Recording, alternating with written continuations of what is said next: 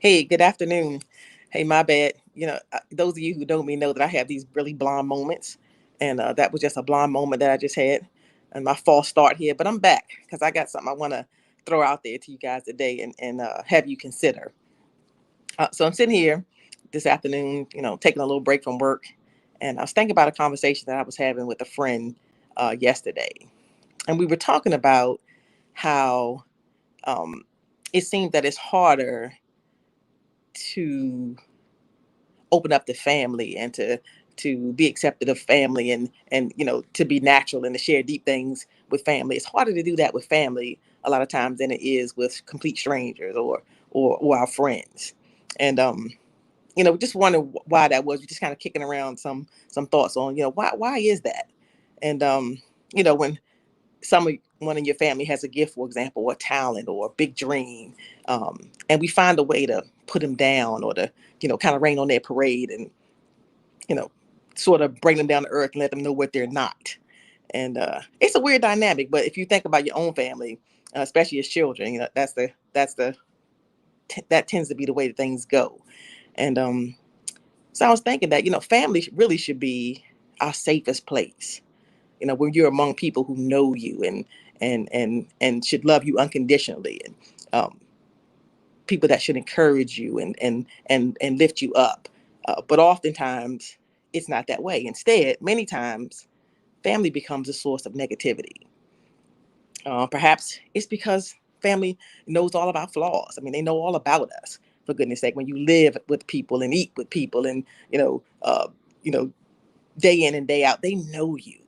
And so I don't know then why, if people know our flaws, why does that disqualify their love or their support? I mean, after all, like, don't we all have flaws? I mean, think about that. Which of us can say that we never have flaws? Hey, Rick, I see you there, and Joyce. Um, why do we have to be defined by our flaws? Why can't we help each other, build each other up?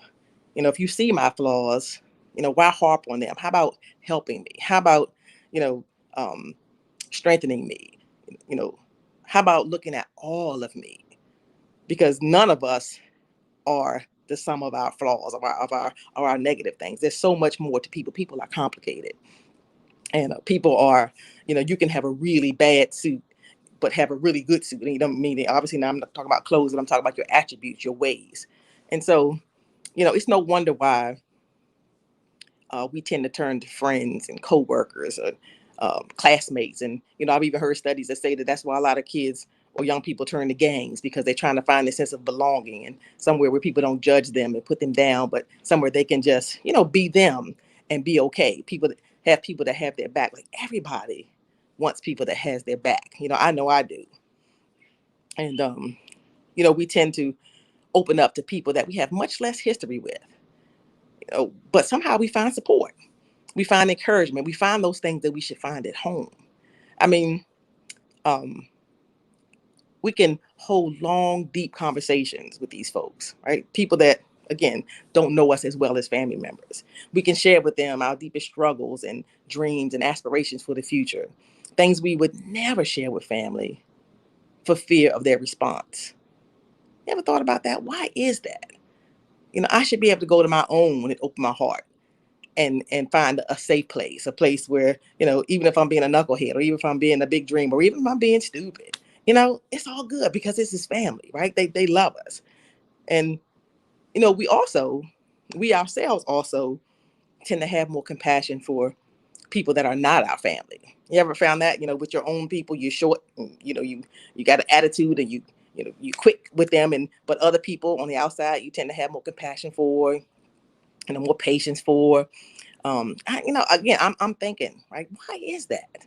I often think that the people in our homes are the people we feel responsible for. I know I feel like that as a parent. I can be much more gentle with other people's kids. I'm just than I can be with mine, because my kids are my responsibility, and I have this this stress thing going on when it relates to my kids. But other people's kids, they get the warm and fuzzy me. But I don't want to digress and get off on another topic here. But I'm talking about why we don't find what we need within our own homes. And I wonder what would happen if we were to be more conscious of that dynamic.